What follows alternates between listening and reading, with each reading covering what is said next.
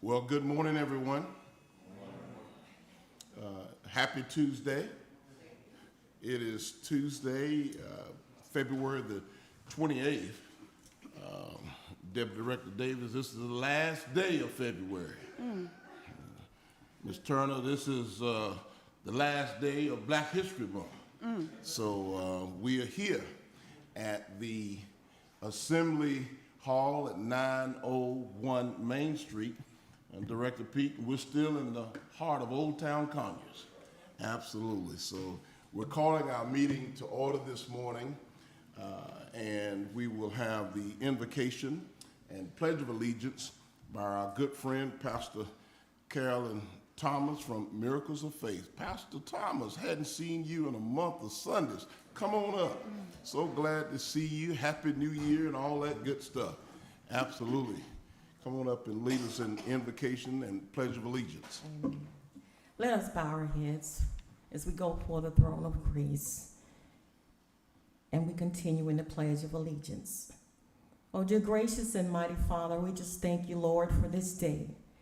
We thank you, God, that you've kept us, oh Lord, and you've kept us, Lord God, with our feet standing firmly in the presence and places where you would have us to be.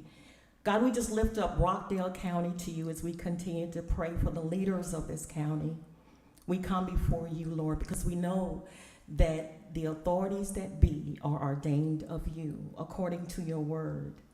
Lord, we ask that you would continue to endow the leaders of this county with your wisdom and the objectivity to carry out their daily responsibilities as we interact one with another on behalf of the citizens, the business partners, on behalf of those that would come into this county and to seek, oh Lord, the demonstrations, those things, Lord, that you have set here to be a model for the rest of the state, for the rest of the nation.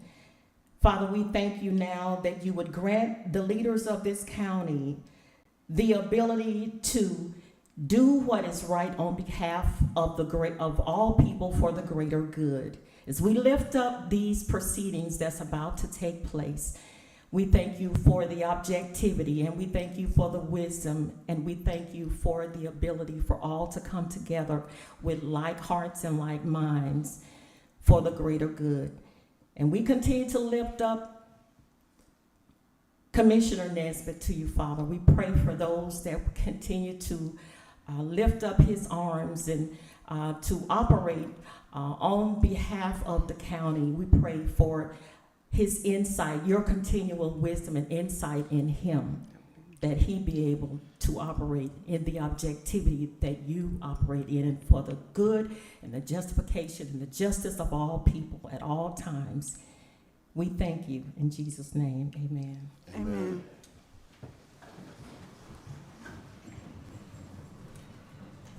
I pledge allegiance to the flag of the United States of America and to the republic for which it stands, one nation, under God, indivisible, with liberty and justice for all.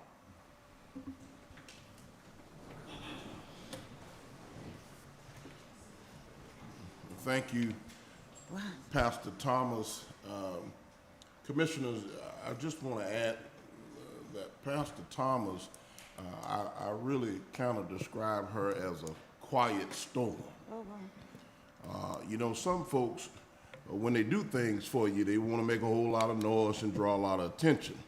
Well, Pastor Thomas has the history of working quietly behind the scenes to get things done. She has helped countless numbers of families and people in this community.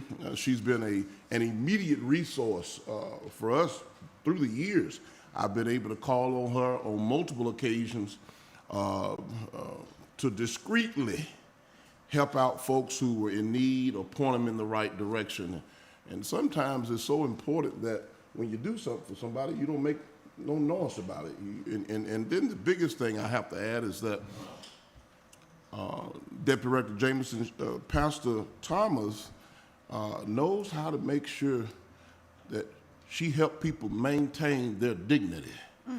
And that's important because sometimes folks who are in need of something, they don't need the whole world to know what they're going through when they ask or reach out for help. Well, otherwise, Chief McDaniel, they may not even ask for help because if they think you're going to make a big old announcement about it, they may not even. So y'all give Pastor Thomas a round of applause, would you?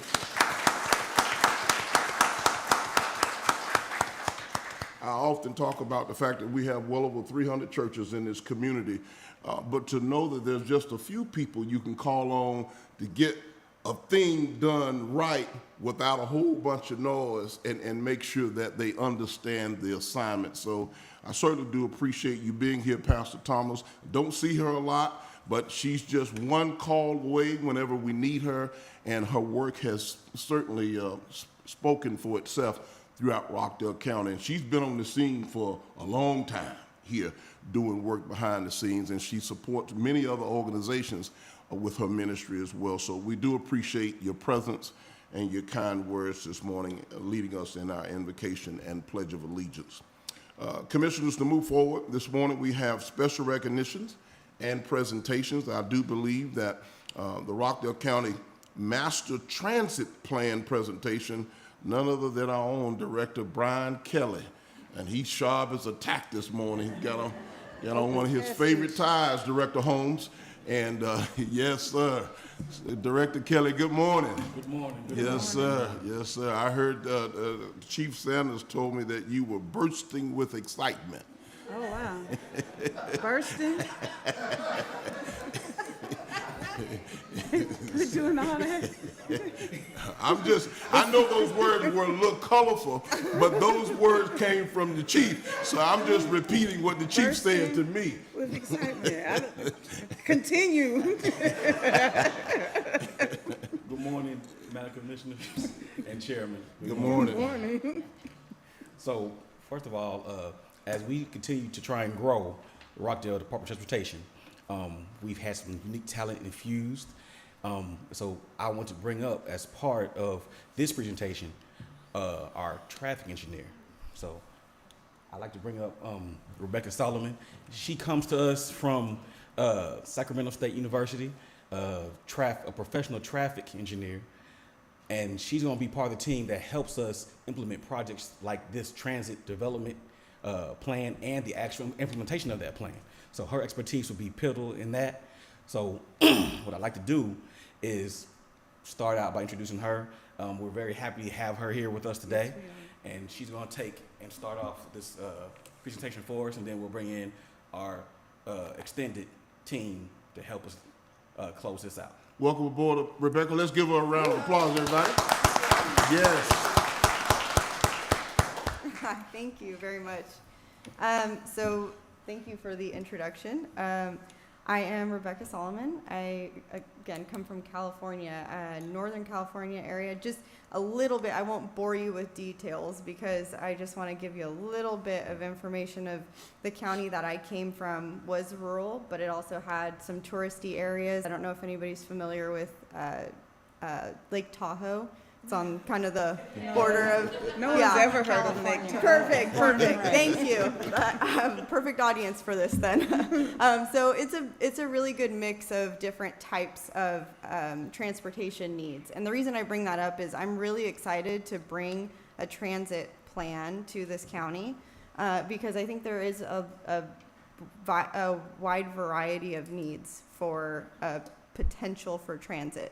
Whether that looks like a big bus that people ride daily to their place of work or a small van to get to Target on the weekend or whatever that might be, right? So with that, we definitely need input from the community. So I'm excited to get this out into the public's eye and get people to, I hope, be excited about it enough to give their input so we really know what those needs are. So with that, I want to turn it over to our team that's actually been putting all of this information together for us, taking studies from different areas so that we don't have to really recreate the wheel fully and learn from other people's maybe mistakes or maybe achievements, right? So that will be Audra and Chelsea from VHB. They've been our team in putting all this information together. So All right. thank you. Thank you. Thank you, commissioners, for having us. I appreciate it very much. I am the PM of this project. I work for VHB, and I'm going to be talking a little bit about the technical work we've been doing. While Rebecca's been out on leave, we've been sort of scrabbling and doing a little research, trying to figure out what our existing conditions are, and figuring out about those successes and lessons learned so that we have a place to start from for this project. Next slide, please. Oh, thanks. So we have been working since we last saw you. And like I said, it's been looking at existing and future conditions. What's out there? Where are your people? Who needs transit? Who might like transit? Where are the jobs? Looking at your traffic flows.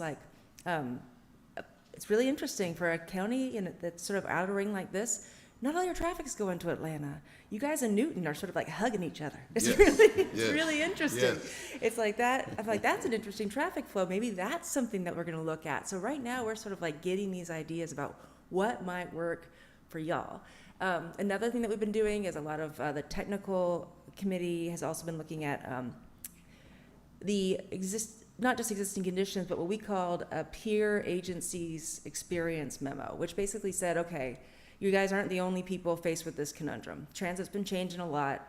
People who had transit systems maybe had a fixed route, but ridership fell off a lot in the pandemic. Buses were the first thing people didn't want to be on. People Right. really got into single family cars. Some of that has rebounded, but a lot of service hasn't, like our big Greta buses, big Serta buses. The express commuter service hasn't come back very much because people in white collar jobs who really are pushing that commute, they have the option of working for home more than the other people do. So really transit used to be all about, let's just focus on that commute and get people off the roads at peak hour. But that's really shifting because peak hours changed. I don't know if you know this now, but if there is no rush hour, it is all day, and people get crazier towards noon, and then they level off. There's more of them, but they're a little more sane towards 5. It's just a very different driving experience than it was 5 years ago. So that's other things that are driving people to want to take transit. It's not just, I need to get to my work and then come home. It's like, well, maybe I don't want to drive because I just don't want to drive. Or maybe it's a short trip, I don't own a car. Maybe I want to get to work, but I don't work a white-collar job. We want to look at how we can make those things happen. So next slide, please.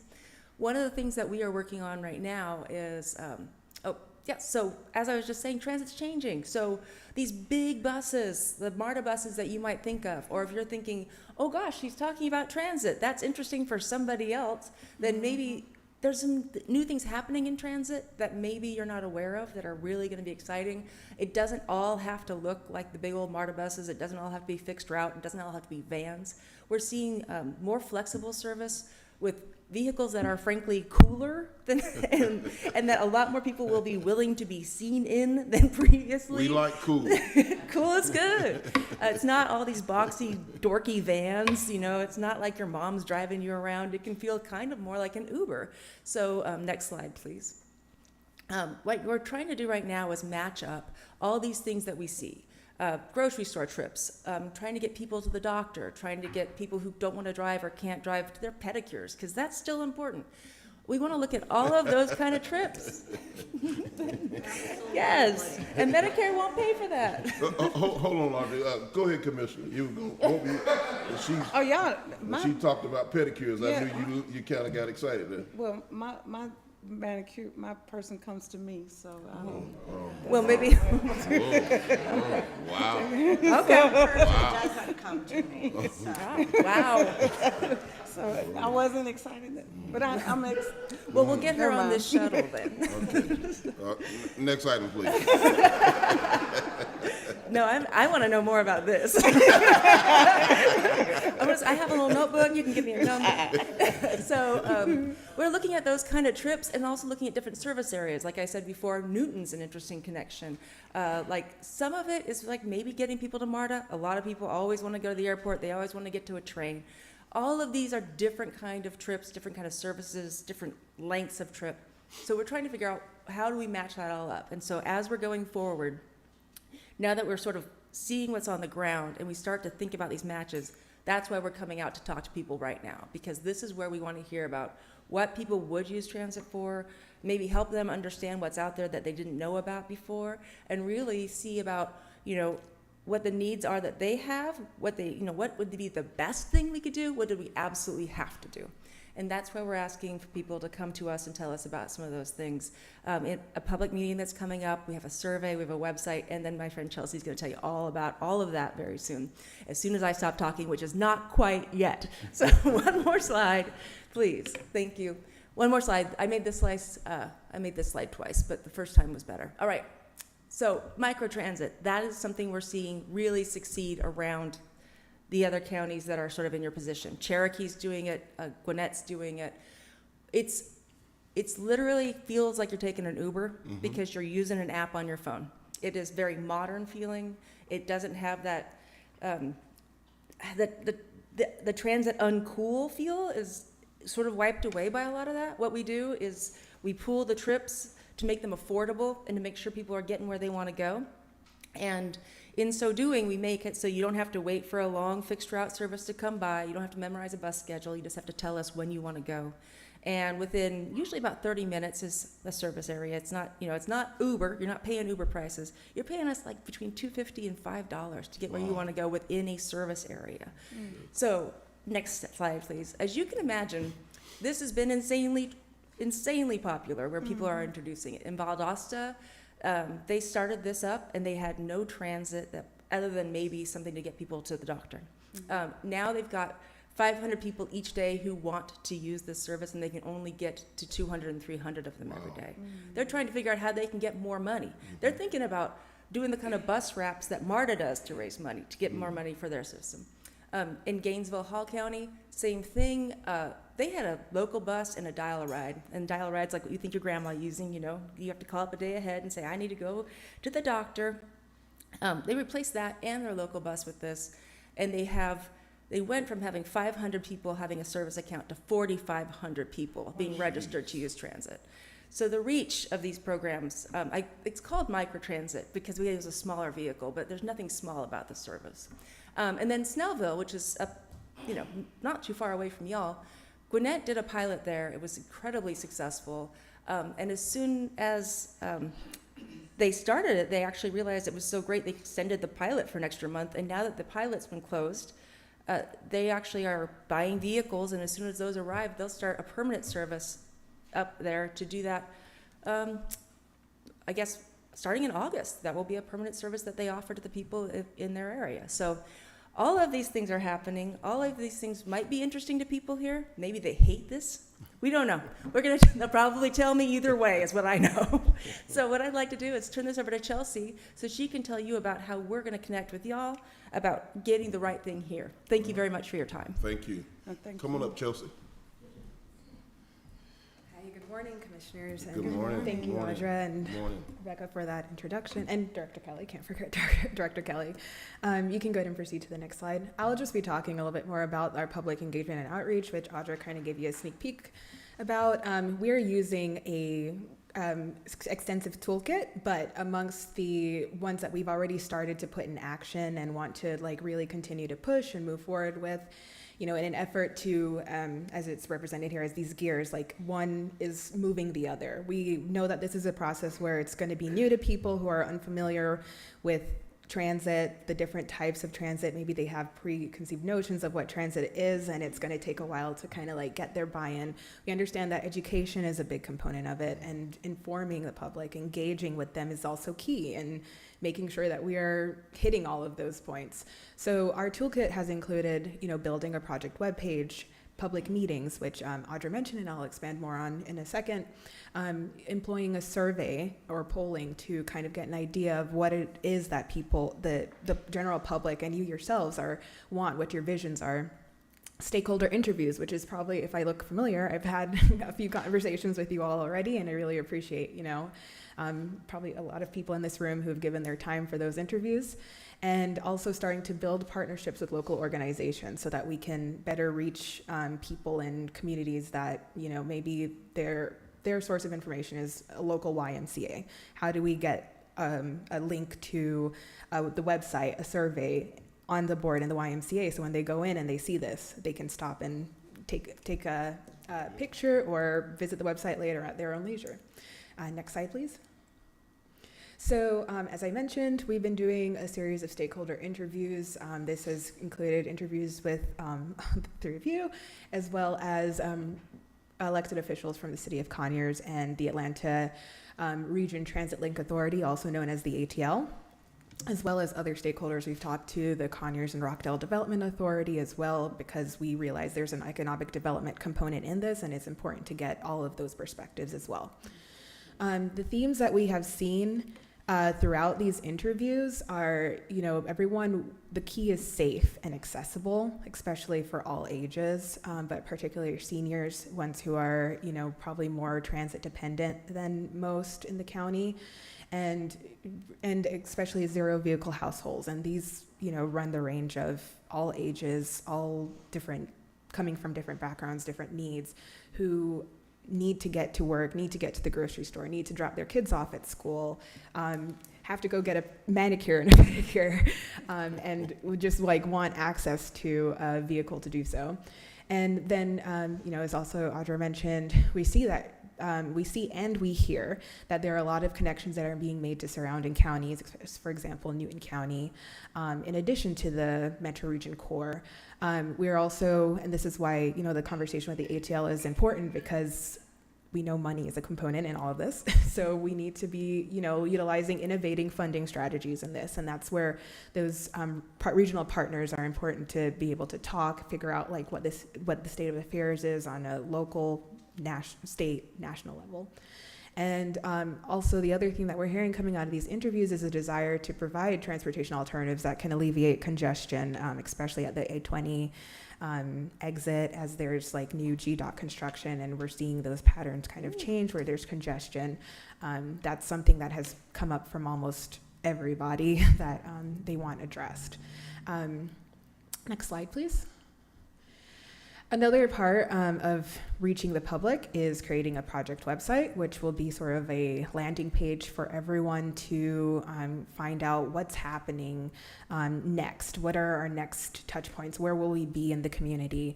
As well as, if you're unable to attend a meeting, can I see the PowerPoint deck that was shared at that meeting? We'll be posting it on our resources tab there. This is also definitely a place where we want to direct people to take the survey as well.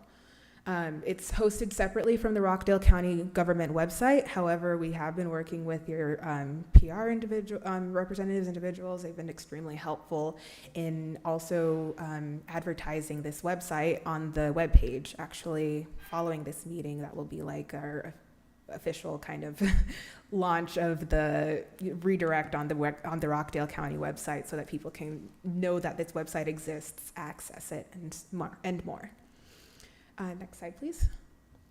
All right, and then the survey component, that's also a major part of our outreach, as far as getting to hear from the public what their needs exactly are. And part of this is utilizing online surveys, but we've also, that's a benefit of the stakeholder interview. I have talked to the Deputy Director for Senior Services, who said, maybe we're not going to be able to get a lot of senior citizens to to use a QR code or go to the internet and find this.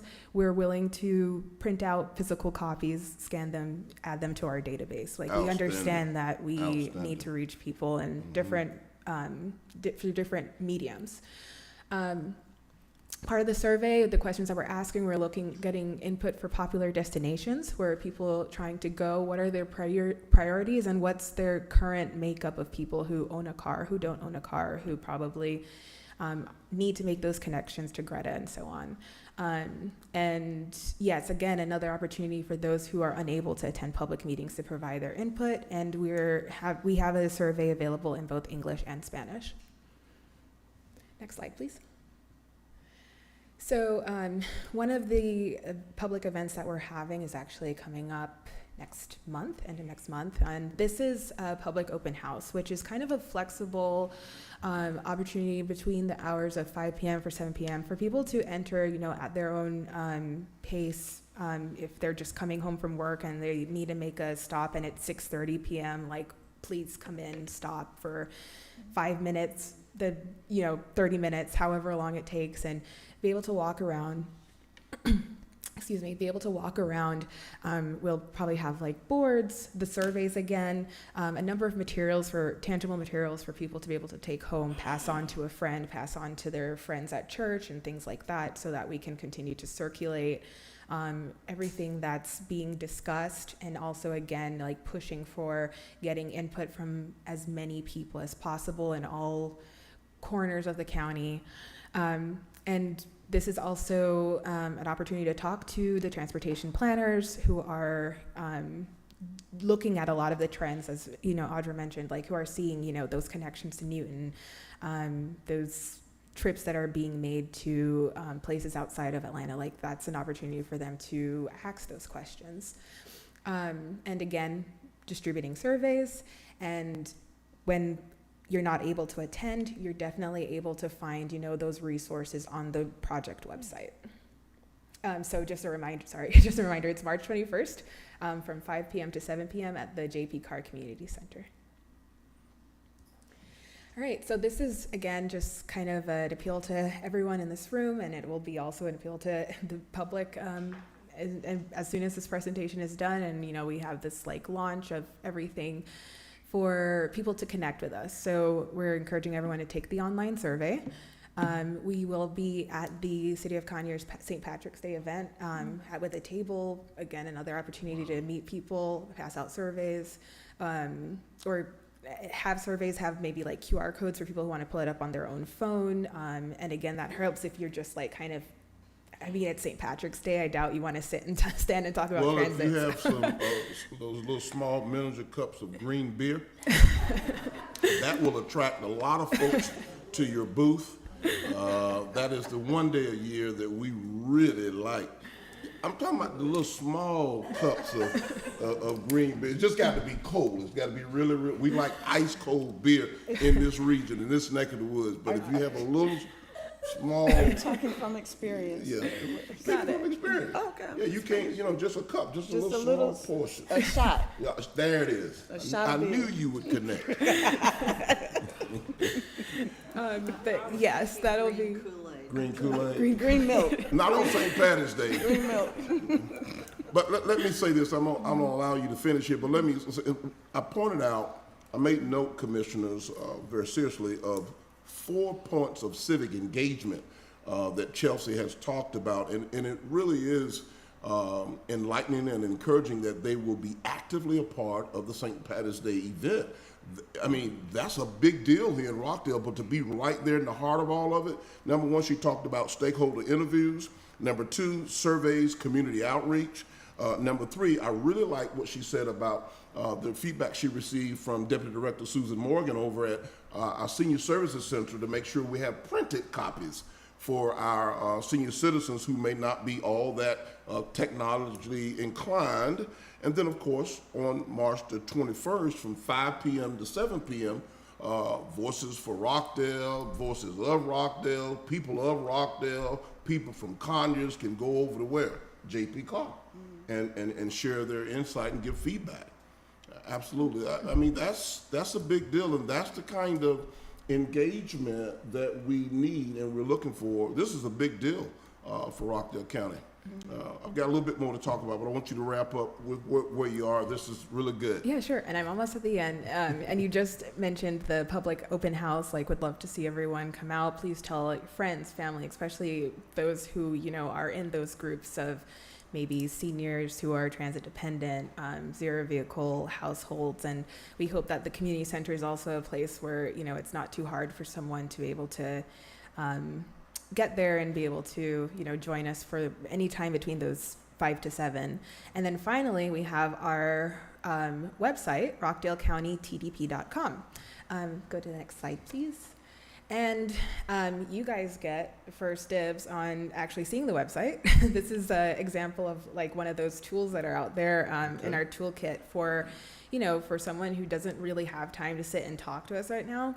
if you take out your cell phone right now and scan the QR, it'll direct you directly to the RockdaleCountyTDP.com, where you'll be able to take the survey, again, see the resources that are uploaded there, see announcements about the public open house, St. Patrick's event, and so much more.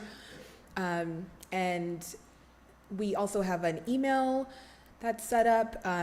This is also provided on the website where anyone can email there. We're able to disseminate it to the correct parties, whoever can answer a question that's coming from the public that's saying hey, what does, I want to know more about microtransit. I heard this word thrown out. So we're able to direct people using email to, people who can answer those questions. And finally, we want your ideas, and we want to know about opportunities in Rockdale or Conyers, in communities where we can, connect the same way what we're trying to at the St. Patrick's Day event, for example. We're happy to come out and talk more about transit. And this is just more anecdotally, but you all offered such great perspectives, but I remember Commissioner Williams, especially in your interview, one of the things that you said you were really passionate about is reaching previously incarcerated individuals who are coming out, readjusting to society and stuff like that, and that's an often overlooked perspective that people have, and that's stuck out to me. So if it means there are organizations or community centers in this that are reaching those people, we need to get there and connect with them. So that's things that, all right. So those are just a few examples. We heard great things from everyone, but I just really appreciate it and your time as well. Chelsea, you and Audrey both, we thank you for your presentation this morning. This is a lot of information, and we know that we're moving in the right direction. So many of the metro counties that make up the Atlanta Regional Commission have already implemented and executed in the area of transit.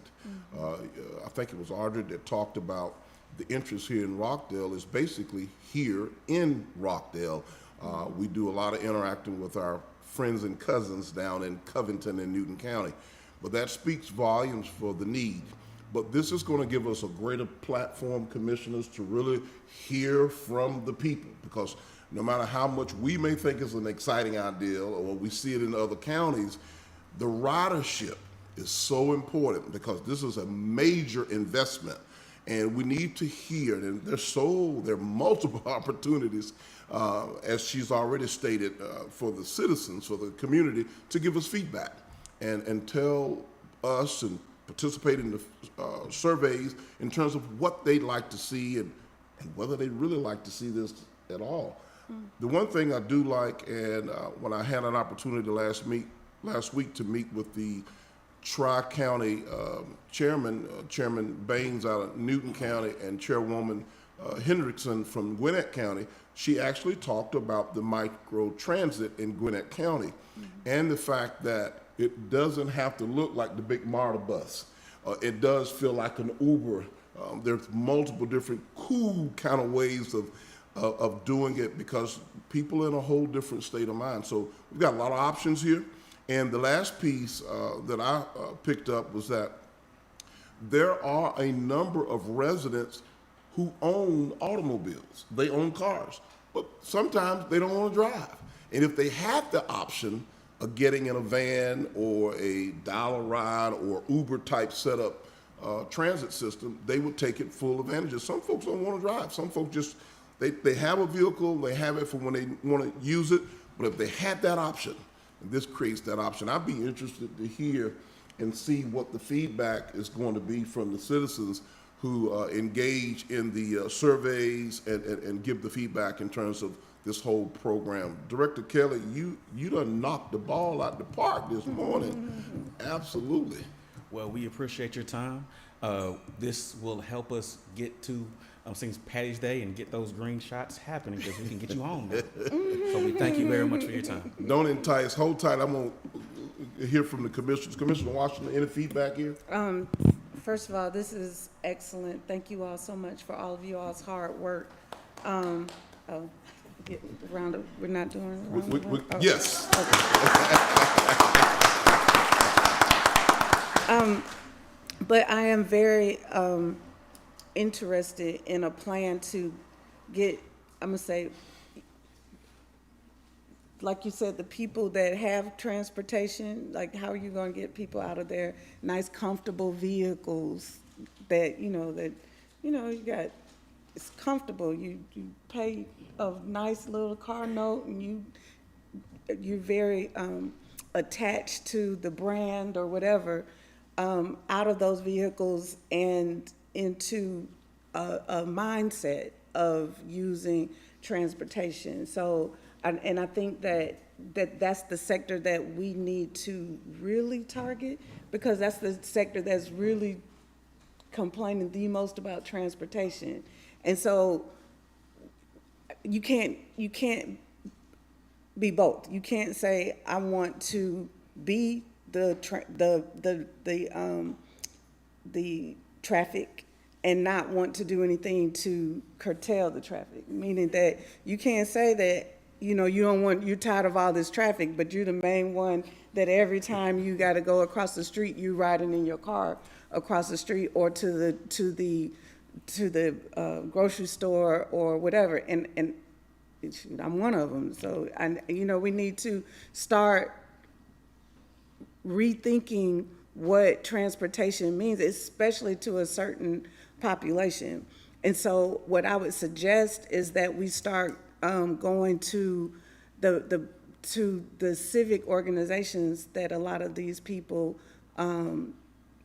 they're members of, the fraternities, sororities, the Kiwanis clubs, the Rotary, all of these people. I think that we need to have a direct engagement with these organizations, because those are the ones that I think is going to be a challenge changing their mindset about transportation. When you're needing transportation, it's easy to call, on an app, even when you're out of town, and you're going to use Uber or Lyft or whatever because you don't necessarily have the transportation. But when you're at home, your car or your cars, and you got kids with cars, and all of these transportation options are available, it's not as easy to say, oh, let me go and use this app so I can go, in my case, across the street to go to the grocery store. So, I just think that we should be very, very mindful of getting that, what I think is going to be the most resistant to transportation, getting their thoughts and getting their ideas on what it's going to take them to utilize things like microtransportation. And Commissioner, you bring out several valid points. I just want to make mention again that this does create options. What we do understand that we won't have 100% ridership in the county. Folks who own cars will continue to drive their own cars. But this will create options, and particularly for those folks who have no form of transit at all, this will provide them an opportunity to utilize transit and get to some of those places that, because they don't have a vehicle or don't own a vehicle, they'll be able to go. What I was talking about at the tail end, it does create those options you talked about for those who own automobiles. There may be on a particular day or time of day or evening or afternoon, they may not want to drive their car, and they'll have this as an option. But I'm sure there's going to be folks still driving their own vehicles, but this gives them another outlet, another option, as I stated, moving forward. I do agree that the more places that we can promote this and get it out in different nonprofit organizations. The Commissioner made mention of Kiwanis and Rotary and some of those organizations throughout our community that will broadcast this message. I think that would be a great part of our public relations department who already have very robust relationships with those entities throughout the community, to disseminate this information to them once we're at a point of launching. And I think we're here because the engagement from the stakeholders through the surveys, the fact that they're going to be at the St. Patty's Day event is a big deal. I mean, that's right there in the heart of everybody on a day-to-day basis. So you're right, it creates options, but we don't expect everybody to just park their vehicle and call on this option, but if they need it, it'll be there. And again, I'm so interested to hear once you all do the surveys, what the people are saying and number one, whether they really want it or not. Commissioner Williams. So, I'm so excited about this. It's like, can we start next week? The first question I had at the top of my head at the very beginning was, how did Snellville fund the trial, or Gwinnett County fund that project that they did in Snellville? Come on up, Sergeant. I don't know everything about it, but I know it was a grant. So they got a grant to do a proof of concept, and then with that, then now they're funding it separately under, I think, county funds and some federal funds for transit. Grant funds and supplemented county funds. But I can Okay, get you a detailed answer, so I can call the person who did it. Okay. sounds good. Growing up in California, I grew up like Rebecca in a small rural town. You know, California is not all big city. But when I was young, first married, I think, they started a dial-a-ride. And the population then was probably about 70,000. And it was very, very popular. And now, I don't know what it looks like today after the pandemic. Before the pandemic, they had buses and fixed routes, and the city itself is still only about 125,000, not much bigger than us. So I know there's a need out there. And that was the other thing I've been thinking about, is all the people I know personally who either don't have a car or don't, you know, or maybe the family has one car, or maybe the car is not always reliable. You know, I mean, I could sit here and just rattle off a whole lot of different scenarios where people would need this. I don't see that this is, I don't see people being opposed to this idea at all, because it's like it was said, we're not talking about buses driving down our, you know, down our streets. It's a lot more personal than that. But it provides options that we just don't have. And, okay, those are my comments. You know, the three of us, we could do one of these they could pick Commissioner Williams up, you up, and me up, and we can all come to the commission meetings together Really? in a micro-transit. I like that. I'm gonna take that note. I walked today. I'm just trying to, you know, To be show, continued. right, to show support. Well, I think once it's in place, I think it's really important that we do use it. Right. Well, I think And- being an example, honestly, find out how it seriously, works. you're right, Commissioner. What Commissioner Washington is saying is leading the way and leading by example. I think it would be a good look when this thing finally is unveiled or rolls out. Certainly, the three of us need to get on the bus and participate in this to show folks how it works and be a prime example. What I was going to say as a closing comment, Director Kelly, is, and commissioners, the impact of one of the things that we talk about almost every week here is economic development. Right. When you think about the number of folks that we see on Highway 138 and West Avenue walking to work, whether they work in retail or hospitality, restaurant, hotel, some of the young people who have to walk over to the library. There's a good number of young people that live in the Irwin Bridge area, and all of those families don't have vehicles. So in order for them to do research and get over to the local library, they literally have to walk, and that's a pretty good distance. This creates a safe option. So when you talk about economic development, there is some direct ROI, so to speak, in that area, because you get folks out of harm's way, off of the side of the road, out of the inclement weather.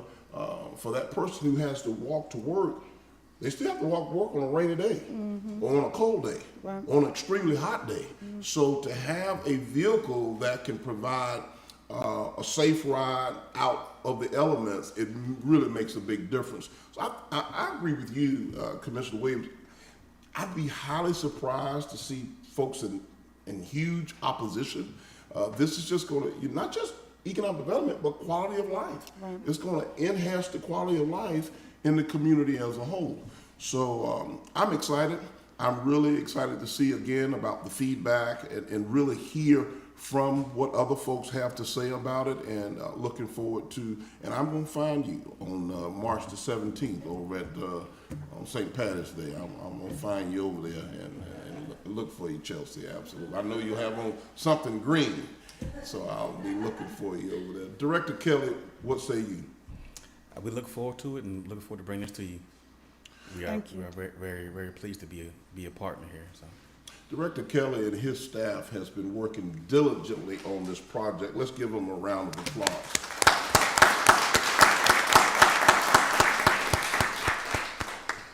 So again, thank you to our partners from ATL, from ARC, and of course out of our own RDOT department for this. Commissioners, time to move forward. Item number 4 on the agenda this morning is the approval of the agenda. What's your pleasure? I move to approve the agenda as presented. I second that motion. It's been properly motioned and second. Are there any questions? All in favor say aye. Aye. Aye. Motion carries. Approval of the minutes from January 24th, 2023 and February 21st of 2023. Commissioners, what's your pleasure? I move to approve these minutes as presented. I second the motion. Been properly motioned and second. Are there any questions? All in favor say aye. Aye. Aye. Motion carries. Item number 6, there's no unfinished business today. We're moving right on, Executive Director Rutledge, to our consent agenda. Commissioners? I move to approve the items on the consent agenda as listed. I second that motion. It's been properly motioned and second. Are there any questions? All in favor say aye. Aye. Aye. Motion carries. We're down to item number 8, back to the regular agenda. And the first item there, Executive Director Rutledge, is 2023-86. Thank you, Mr. Chairman. Item 86 is a future land use case 2023-01, an ordinance to amend the future land use map of Rockdale County's comprehensive plan as amended, so as to redesignate property located at 163 and 169 Abbott Road from mixed-use employment center and medium-density residential category to high-density residential, to repeal conflicting ordinances and for other purposes. This is submitted for a first reading. I move to approve the first reading and to refer this ordinance to the Planning Commission as presented. I second the motion. It's been properly motioned and second. Are there any questions? All in favor say aye. Aye. Aye. Motion carries. Next item, please. Item 87 is a rezoning case 2023-03, an ordinance to amend the official zoning district map of Rockdale County as amended by rezoning 163 and 169 Abbott Road Southwest from R1 single-family residential to MRU mixed-use residential, to impose conditions upon the property, to repeal conflicting ordinances and for other purposes. This is submitted for a first reading. So I move to approve the first read and refer this ordinance to the Planning Commission. I second that motion. It's been properly motioned and second. Are there any questions or comments? All in favor say aye. Aye. Aye. Motion carries. Next item, please. Item 88 is a rezoning case 2023-04, an ordinance to amend the official zoning district map of Rockdale County as amended by rezoning 2405 Southeast Salem Road from O&I Office Institutional to SRC-NC Salem Road Corridor Neighborhood Commercial, to impose conditions upon the property, to repeal conflicting ordinances and for other purposes. This is submitted for a first reading. I move to approve the first reading and to refer this ordinance to the Planning Commission as presented. I second the motion. It's been properly motioned and second. Are there any questions? All in favor say aye. Aye. Aye. Motion carries. All right, Executive Director Rutledge, it looks like we're down to public comment. We are. I have not received any red cards this morning. We'll give them a few moments to any red cards, any public comment. We're down to public comment, ladies and gentlemen. Any public comment going once, Going twice. Next item, All right, please. Mr. Chairman. Board comment. We'll start with Commissioner Sherry Washington. Oh, wow, my whole name today. My first thing is I would like to commend the ladies. I don't see Director Mims here, but Showtime Pros had a debutante's ball this weekend, and I didn't get to attend, but I know several of the debutantes and the parents of the debutantes, and I saw all the great pictures, and it looked like such a great thing to have for the young ladies of this area. When I was in high school, I was a debutante, and believe it or not, that's where we learned etiquette and social graces and just things to be presented to society. The waltz, it was a great time. My grandfather actually presented me to society, so it was a good time to spend with him. We had father-daughter outings and things like that. So I know that it was a special time for the debutantes, and it was a great thing for the county. So I wanted to commend Director Mims because she was one of the, I guess, the curators of the event. But she's not here, so somebody will tell her that I did that. On last week, we also had a visit from the Minister of Tourism and other ministers from Belize, and they came. We have a few small business owners that are Belizean here in Rockdale County, and we had a group of dignitaries to come and look at, just view Rockdale County and visit. So I wanted to say what a great honor it was to present a proclamation honoring the police delegation and proclaiming the 25th of February as Belize Day. It was a great opportunity for international delegation to come and be in our county and see all of the things that Rockdale County has to offer. So that was a great day. Of course, Congressman Hank Johnson was here also last week to officially award us the $300,000 grant from the federal government and for our workforce development program. I want to once again publicly thank you all for the support in matching that grant. And so that's at least $600,000 for the workforce development program, plus the school board has contributed to CRETC by way of funding half of our workforce development director's salary for the next 2 years. So I just think that we're off to a great start. I have some ideas of things that we want to do next, definitely a reentry program. So those are things that we're working on there. But like I said, I wanted to once again publicly thank you all for the continued support from this board for CRETC and the workforce development program. Let's see. Black History Month. I didn't have, last week, my phone was not doing the things I wanted it to, so I wanted to do my couple of Black History facts. So I wanted, my first one was James Hemings. He was the first American to train as a chef in France. He was a mulatto born in Virginia, and he, at the age of 8 years old, he was enslaved by Thomas Jefferson. He's the older brother of Sally Hemings and half-siblings of Jefferson's wife, Martha Jefferson.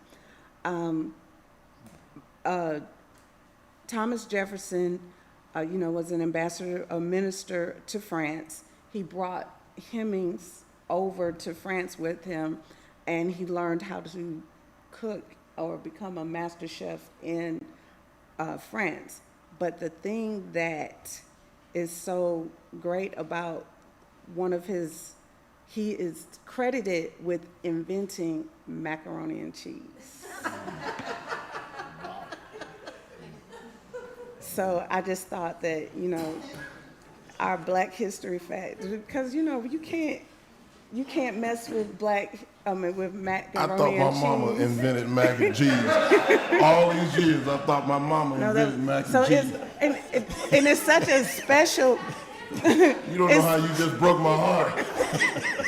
it's such a special thing in the African American community. You don't mess with mac and cheese. You only eat certain people's macaroni and cheese.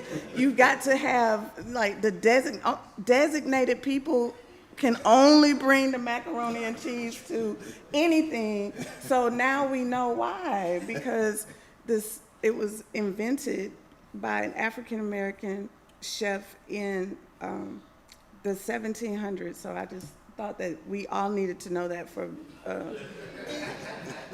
culinary purposes. that's for life purposes.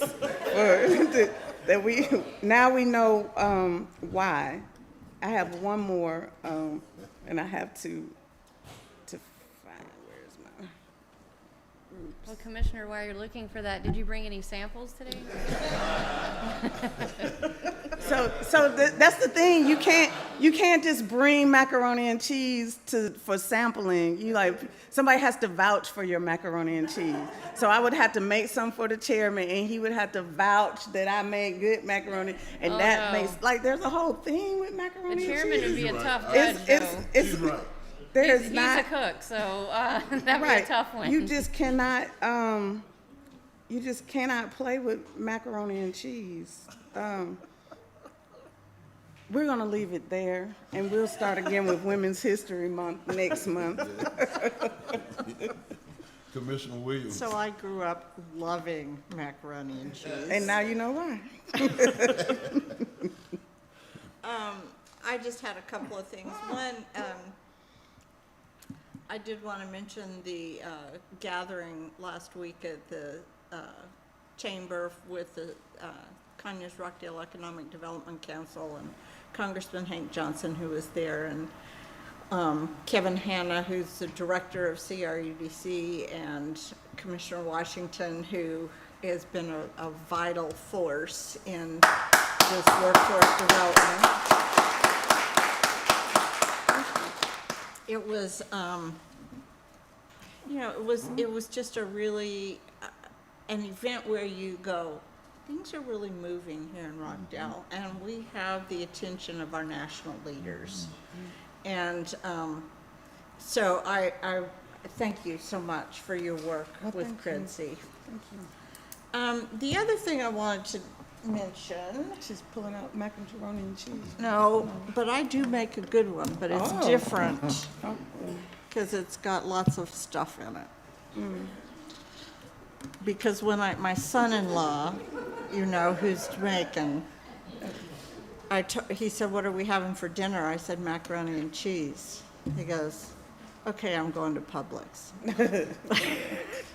When he got back and I'd finished, he goes, "Well, you didn't tell me it had all that good stuff in it." I said, "Well, you didn't ask."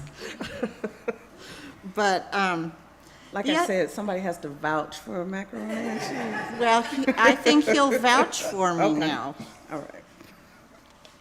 So this morning, and I don't know that I can pull it up immediately, but there was an email that went out to us and to the school board about zoning issues and schools and that kind of thing. And I wanted to thank Dr. Oates for his very detailed response this morning about the fact that we have school capacity for over 19,000, and we have student population of about 15,500 or so. He also explained in really good detail people keep quoting these numbers of Rockdale schools or failing schools or D schools. And he emphasized that that letter designation has been abandoned for years. That what people are picking up is from 2019. And that is no longer how schools are being graded, so to speak, or how their effectiveness is being looked at. And he gave a lot of different statistics on the number of our students who are AP honors students, who have been accepted into Ivy League schools, those who are receiving full scholarships, those, those that are national scholars have been recognized. All those numbers are going up. We exceed the state in almost every single area, including our graduation rates here. And that's a combination of all three of the high schools. So anybody who was not on that email list and would like a copy of that email, if you'll just email me, I will forward it to you. Because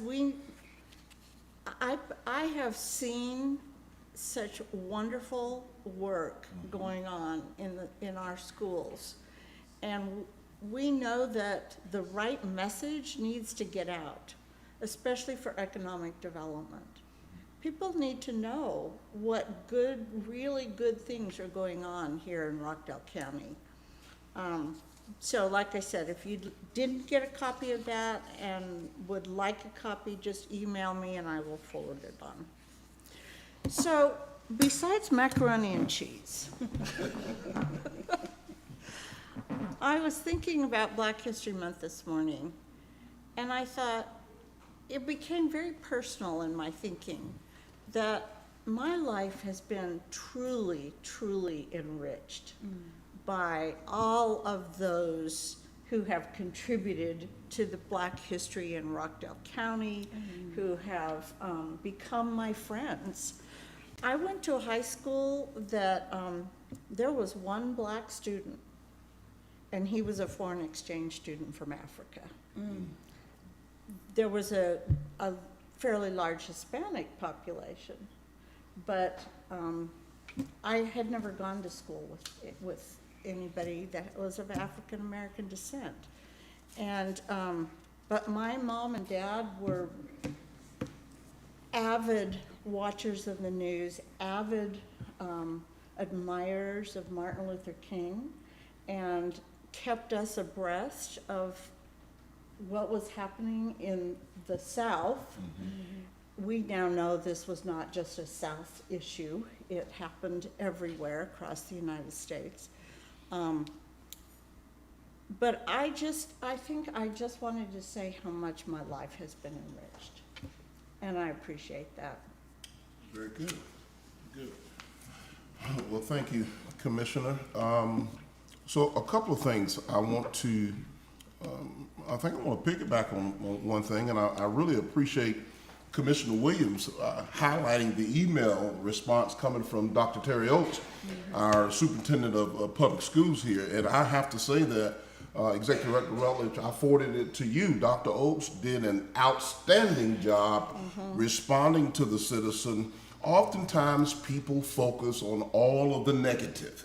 They forget about the academic excellence that's happening and taking place in all of our Rockdale County schools day in and day out. So many young people who are achieving and accomplishing so many wonderful things from an academic excellence level that is often overlooked. Yes, we have schools with children, so every now and then, guess what? There's an argument. There may be even a fight. But because everyone has become photojournalists now with their cell phones, and it's sensationalized before the local television news can get the story's all over Facebook and Instagram and all those other media outlets. But the truth of it is, not only do we have fine young people who are doing a fine job, we have excellent educators in Rockdale County who are doing a great job. And when I say educators, let me tell you what group I'm including. Our school bus drivers, our lunchroom ladies, our custodians, because in so many ways, guess what they are? They're educators. And the school crossing guards, making sure that our young people are getting across the street. Now, is there room for improvement? There's always room for improvement. But I never understand that small group of people who wake up every day looking, searching, seeking for something negative to talk about what's not happening right in the city of Conyers, Rockdale County, the public school system, or down at the Walmart. Yes, we have a vehicle where you can communicate. You can come into the board meeting. You can go over to the city council meeting, the first and third Wednesday of every month. You can go over to the monthly school board meeting at the school. And now they're broadcasting, I think, they're broadcasting their school board meeting so people can see. I say to all of our employees that work here in Rockdale County that comes under the BOC, let's focus more on can, C-A-N, than we do on can't. Let's focus on the positive than we do on the negative. We're making a big deal whenever a citizen sends in what I like to call, Dr. Walker, a praise report of one of the good things or some of the good work that our employees are doing. We just received a very detailed praise report about our water department and customer service. Stand up, Director Peak. I want everybody to see him. Give him a round of applause. Absolutely. It's incumbent upon us, commissioners, to highlight the good work that so many of our employees are doing. And I want to go back to what I was starting off by piggybacking on. I want to give Dr. Terry Oates a round of applause and the members of the Rockdale County Board of Education. Because oftentimes people forget what we are doing right. Being in the people business is not an easy job. It can be both rewarding and challenging all at the same time. Because the people who love you at 8 o'clock will hate the hell out you at 8:30. And that's Chairman Nesbitt keeping it real, only in Rockdale County. We serve this community because we love this community.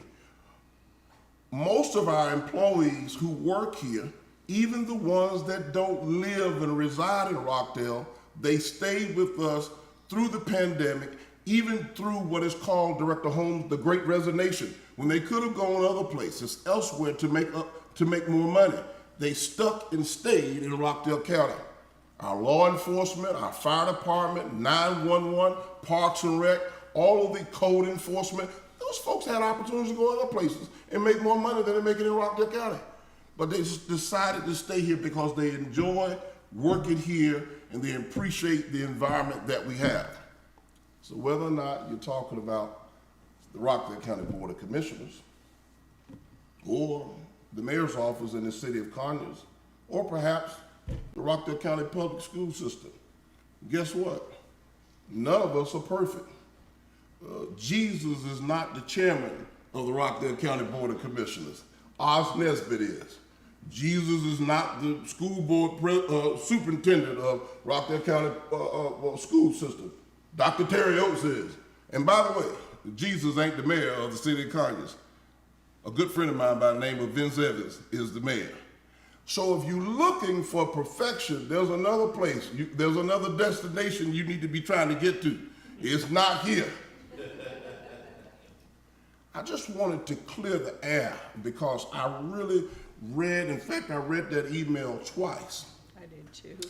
And I really appreciate Dr. Oates and how he articulated his response and broke it down. And then his last sentence said, with all due respect, I'm going to ask that you try hard to focus on the positive academic excellent achievement of our young people and the dedication of our educators in this community. That's what we're talking about. Are we not doing one thing right in Rockdale County? All of the naysayers, I know you're ticked off. I know I'm just ticking you off. Like they said in the old Baptist church, ain't nobody mad but the devil. But can you wake up just one morning this year in 2023 and say one good thing about what we're doing right in Rockdale County? Our employees would appreciate it. We would love to hear it every now and then. Yes, continue to fill out the comment card and submit your needs improvement comment to us. and we're going to adhere to it. But let's talk about the positive things. Now, as I wrap this part up, let me just say this. Rockdale County is progressively moving forward. There are a ton of very good things that are happening in our community. When I have the opportunity to meet with other members of the metro region, other chairmen, other commissioners in other counties, and even other mayors and municipalities, I sit and I listen to how well Rockdale County is really doing things and making a mark in the region. When I compare and contrast with some of the things that are happening in other places, we're still doing. Number one, let me give hats off to Sheriff Levitt and Chief Scott Freeman over the city of Conyers, because Rockdale County is still very much among one of the safest, if not the safest county in the metro region. The sheriff's office may not be doing everything right. The city police may not be doing everything right, but we're not that community. We're not those communities that you see night after night, day after day, news report after news report of always something. Yes, as I've said it before, every now and then a little something does happen. Why? We have people that live here. So thank God for the sheriff's office and the police department and the fire department. But we're not that community. So I think it's important that we appreciate what we do have going on that's very positive. As I wrap this up, I will say thank you to the citizens. Last week, we had two very robust meetings last week. Our planning commission was well attended. So was the public hearing regarding some of the development in Rockdale County. And we want to say thank you to those citizens who thought it not robbery to come out and express their input and give us feedback on what they think the trajectory of this community should look like going forward. We want to hear from you. And to the folks over in the Weatherstone community, my phone yielded well over 120 text messages. And to the fine folks that live out in the Honey Creek area, we heard you very loud and very clear. It's going through the process. We're going to let the process play out, and we'll be back to you on the 14th, is that correct? On the 14th of March, and we will be rendering a vote from this board in terms of making a decision. But the Citizens Commissioners did a great job. They came out, they expressed what they thought, and we continue to, and that's what was happening this morning with Audrey and Chelsea with this whole transit plan. Ms. Chester, we continue to educate and inform our citizenry about how these things work and what it means to this county, and to give them an opportunity to participate in a survey and give us feedback and talk to our stakeholders. So I'm excited. I want to say thank you to both Commissioner Washington and Commissioner Williams. This administration has done some hand to the plow work to move this community forward. When I think about from when we started in 2017 and look at several things that we've done, basically I call it a progress report. We've made a lot of progress, and we've got a lot of work to do, a lot of work ahead of us. And yes, for the naysayers, we know we've got still some room for improvement, but I want to focus on the positive work that we've done and the dedication of our staff and our employees. We are who we are because of the wonderful staff and set of employees. Let's give our employees a wonderful round of applause.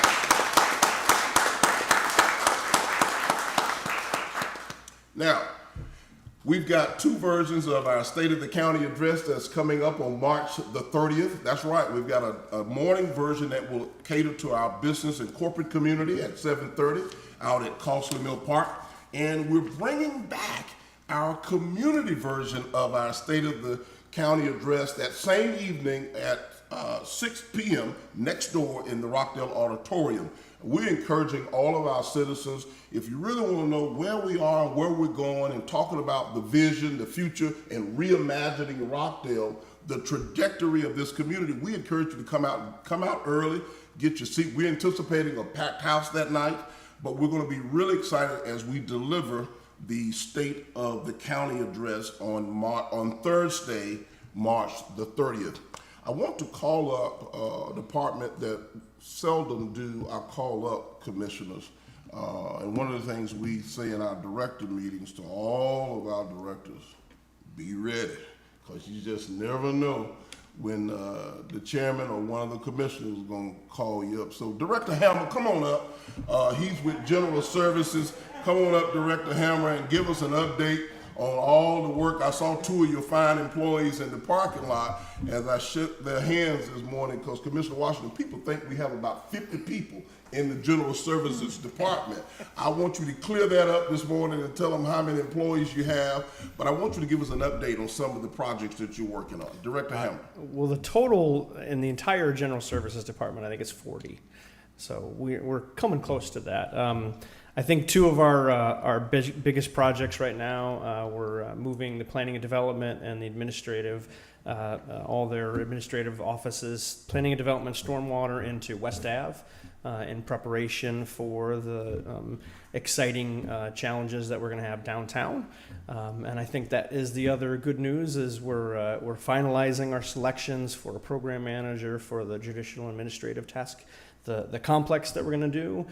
So that's going to be fantastic movement, but it's a lot of moving pieces. We're going to have infrastructure, underground utilities, we're going to have buildings and property. There's going to be a lot that's going to happen in downtown. So we're excited about that. So Director, while you're there, tell us the impact it's going to have by removing Director Simpkins and stormwater out of the 958 location over to West Avenue. What will that do for us in terms of what's happening with the current structure?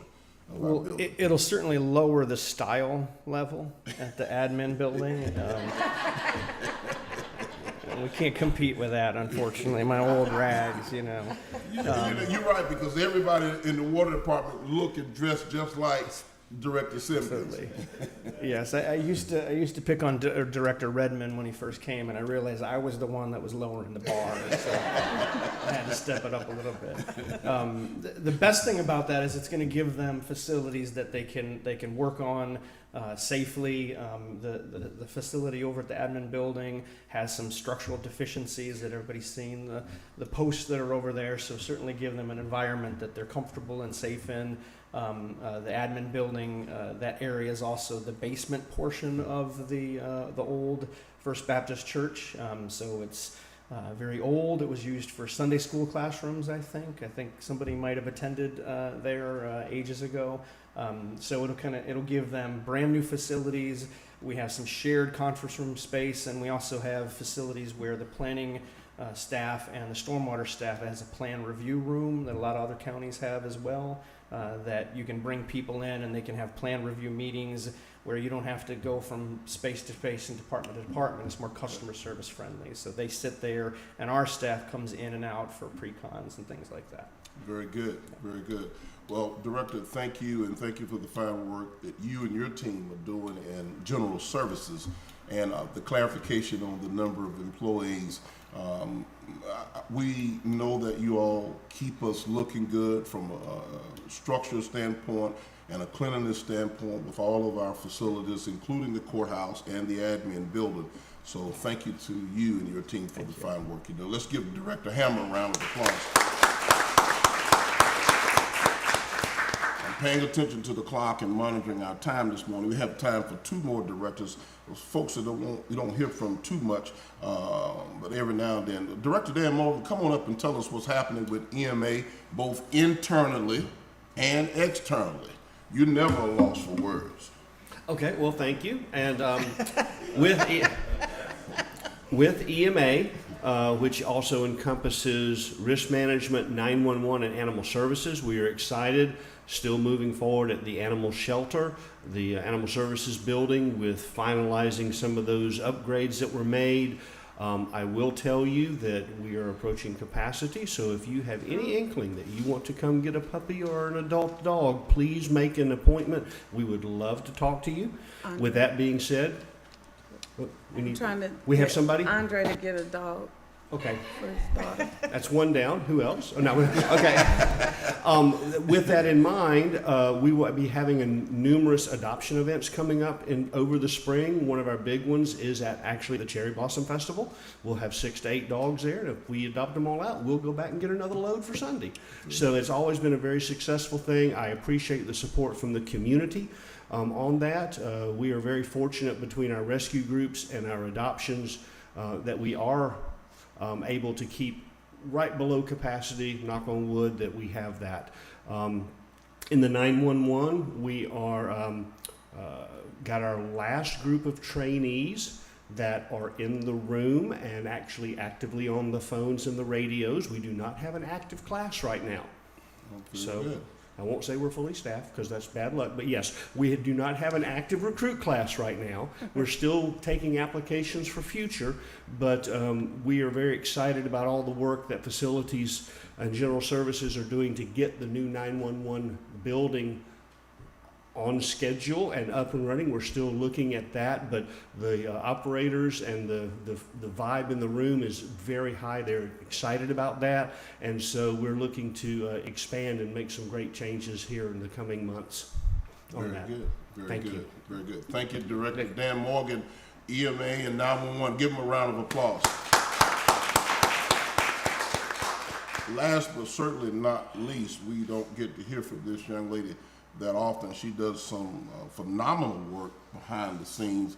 Dr. Walker, would you let Miss Lisa Chester out as she makes her way to the podium? She is our Chief Strategy Officer, and we've been talking about commissioners, and Commissioner Washington really came up with this term, reimagine Rockdale. Ms. Chester, tell us what's going on in your world with the strategic plan and this whole reimagine Rock. And she might have sharp this morning too. Give her a round of applause. Yes. Thank you. Yes. You've been to the Jameson School of Fashion and Design. I always try to be ready, but thank you, Mr. Chairman and Madam Commissioners, and all my colleagues here, Rockdale County. So a few updates, really excited.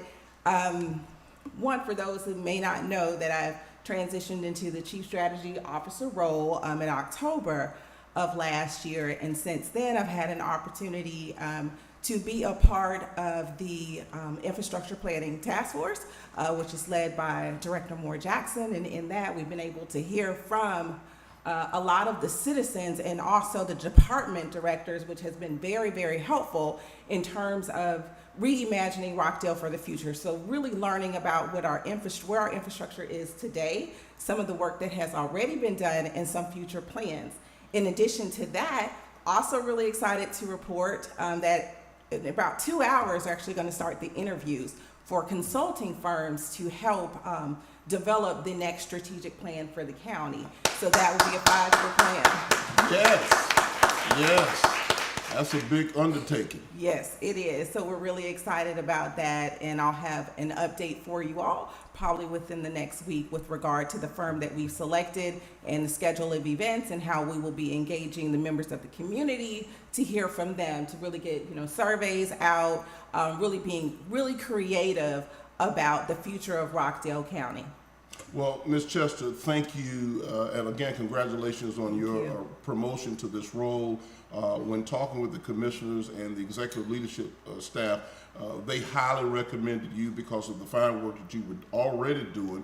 But now this really puts you in the centerplex of your wheelhouse. And what we've been seeing you do in terms of working with other stakeholders in our community. But the key thing that I like about Ms. Chester, she's been listening to the citizens. She was really engaged with Director Moore Jackson with the Infrastructure Planning Task Force, really trying to hear from the citizens. The other thing is she has Commissioner Washington embrace the theme, Reimagine Rockdale. And this time it's going to be such a greater undertaking because we've heard so much from citizens since 2017.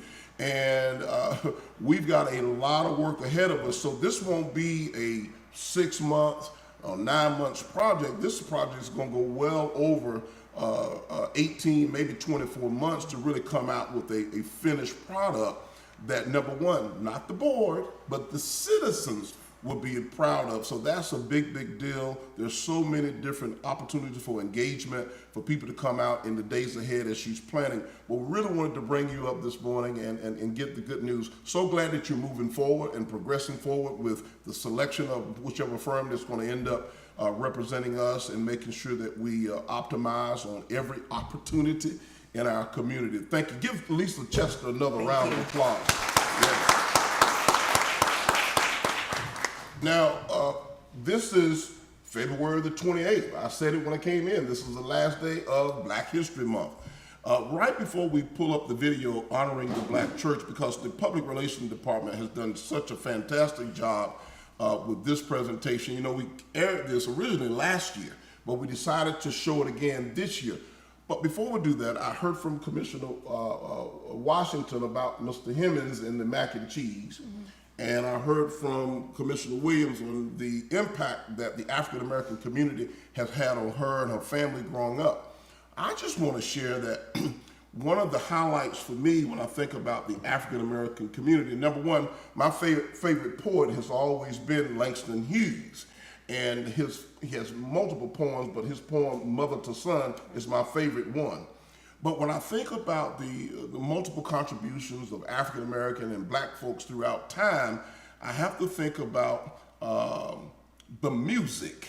I'm a fan of old school music, and y'all know I'm from Augusta, the home of the Godfather, the late Godfather of soul, James Brown.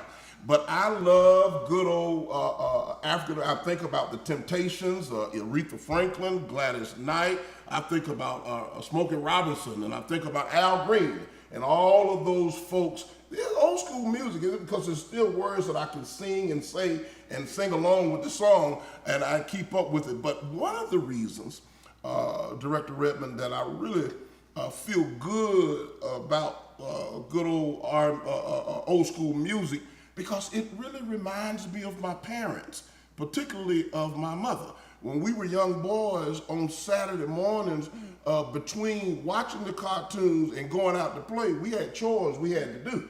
And I could hear my mother playing that music while we were cleaning house and doing whatever needed to be doing. And on any given day during the week, because back in the 70s and 80s, you know, there was a full meal every day. So she cooked everything. I could hear Marvin Gaye in the background, or Barry White, or the Spinners, or the Manhattans, or some of those, the Isley Brothers. Y'all know old school music, don't you? Right. Y'all do remember Luther Vandross, right? Okay, I mean, you're looking at me like you just... Earth, Wind, and Fire. Right. So that's my little 2 cents. That's my little 2 cents about the contribution of African American. I really like the music. There's so much to be said in terms of all the wonderful things that African American people have done to Black history is American history. There's no other way to, it is what it is. And, but play the video, honoring the Black church. This is where it all started, right here.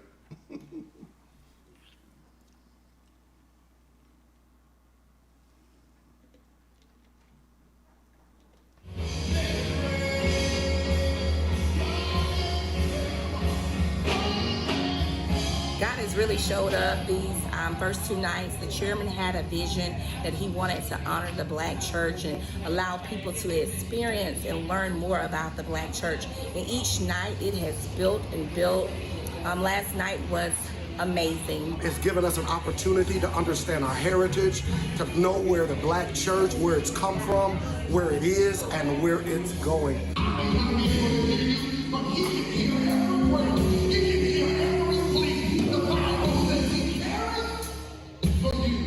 This whole week has been a blessing to be able to participate in the celebration of the Black church here in Rockdale County.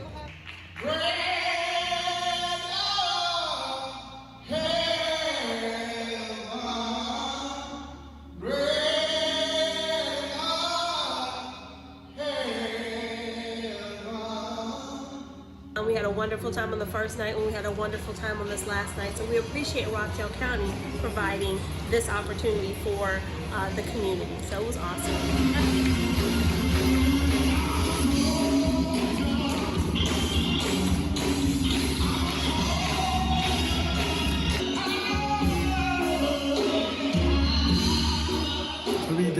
acknowledging and raising awareness of the Black church experience. And I tell you, it was phenomenal from night 1 to night 3. And I tell you, if you were not here, you missed the truth.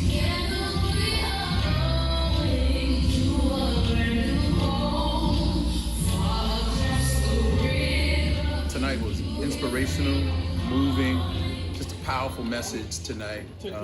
Great to see the community come together. This is a wonderful experience, all in all.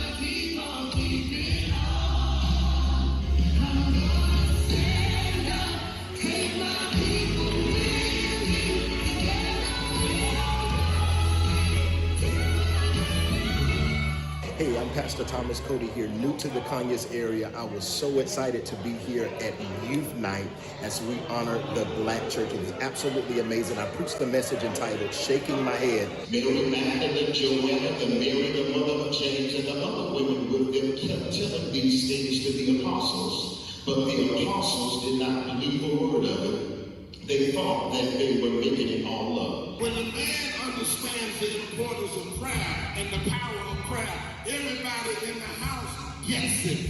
When the man, oh my goodness, I'm just excited to see these brothers in here tonight. I tell you, the music ministry, the voices from the pastors, the teaching from the preachers, just everybody being in concert throughout this whole event.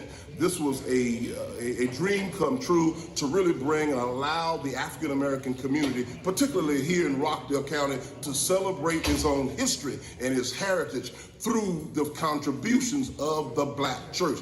The Black church, as I said it so many times, is the epic center of the Black community and has served so many years as the foundation of faith for all of those throughout the Black community. This has been a wonderful week of celebration and a wonderful week of praise and worship.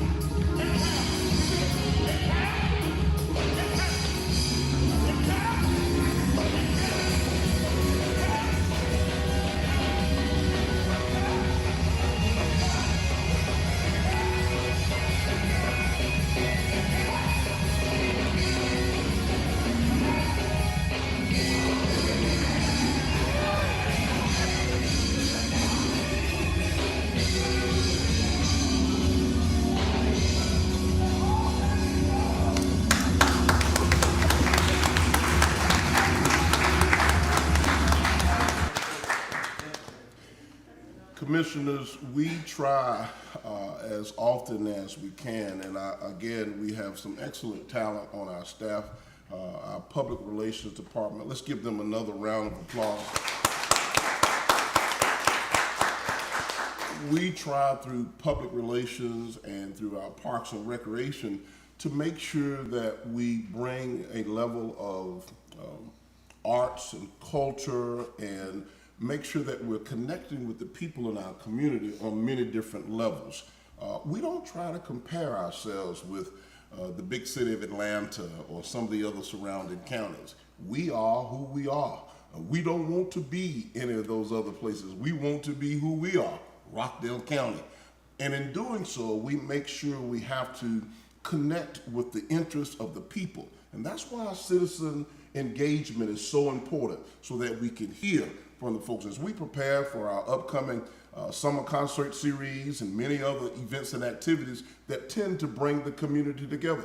The city is basically the host of the upcoming St. Patrick's Day Parade, but you'll see folks from all across Rockdale County, members from the county and citizens from all over this community engaging in the upcoming St. Patrick's Day Parade and activities. So we try to bring to our citizenry more and more things and events and activities that people want to hear from an arts and culture and entertainment level. Now, commissioners, I'm sure y'all get the calls and texts like I do folks asking about some of the bigger name artists and some of the bigger A-list and what have you. Well, I met with Director Redmond a couple of months ago, and we had a conversation about that.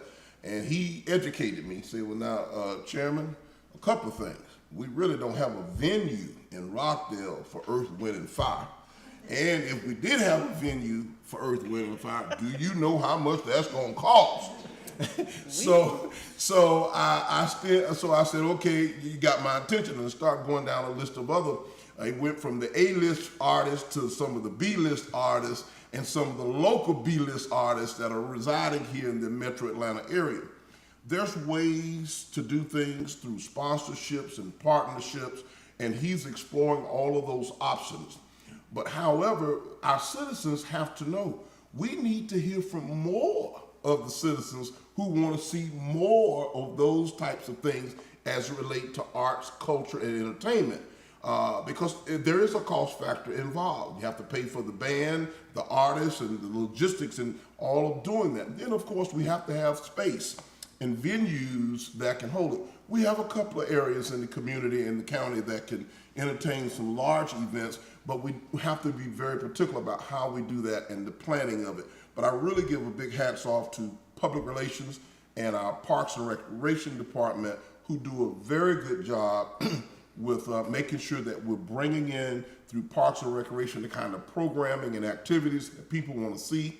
And public relations is really doing everything it can to get the word out. There's no central, this is what we hear in all these community meetings, there's no centralized place for communication coming out of Rockdale County. So we're the only, for the longest time, been the only government access channel there is in this community. The school board just now started broadcasting their school board meetings. So Channel 23 and your Facebook and Instagram and some of those other media outlets, you can, our website, you can find the information if you're interested.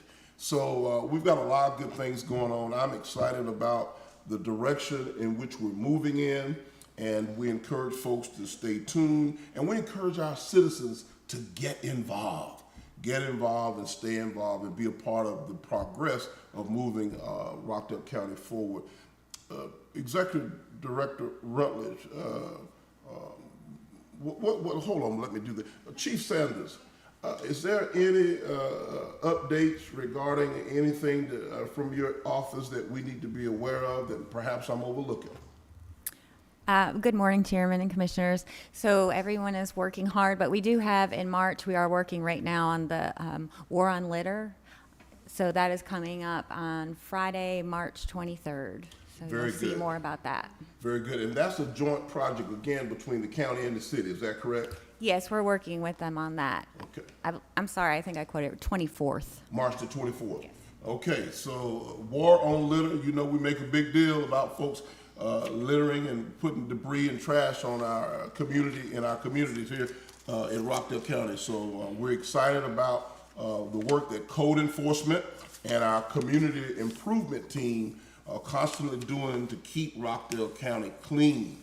And as you provoke thought in my mind, I'm always going to say to those violators out there, I hope you get caught. Yes, I hope the police get you. I sure do, because you throwing stuff out the car and the trash all over the place, and it invites the wrong element into our community, and it drives our property values down. So for all those folks who want to be photojournalists, we got a job for you. Take out your cell phone and catch that joker in the act. Absolutely. Don't get me started. We want to keep Conyers and Rockdale clean and beautiful. March the 24th is the day that the city and the county will be joint enforcement. We do this twice a year on a grand scale, but all through the year, Mr. Andre, the war on litter is going on every day. But we have to pick out 2 days, one in the spring and one in the fall, that we put all hands on deck, Commissioner, to go out into the community. So March the 24th, and Voices for Rockdale, if you all are interested and blue t-shirting up with a yellow vest on and a pickup stick, we would love to have you all out there joining forces with us. We'll give you the safety training that morning when we do our early morning huddle, and we'll throw on a yellow vest or orange vest on you. You can still wear your blue t-shirt, but you got to put that safety vest on top of it. Yes, that's for the war on litter. Executive Director Rutledge, is there any need for executive session this morning? No, Mr. Chairman. Ladies and gentlemen, happy Tuesday, a great end to February. It's Black History Month. Be safe and see you in the days ahead. This meeting is adjourned. Your chair is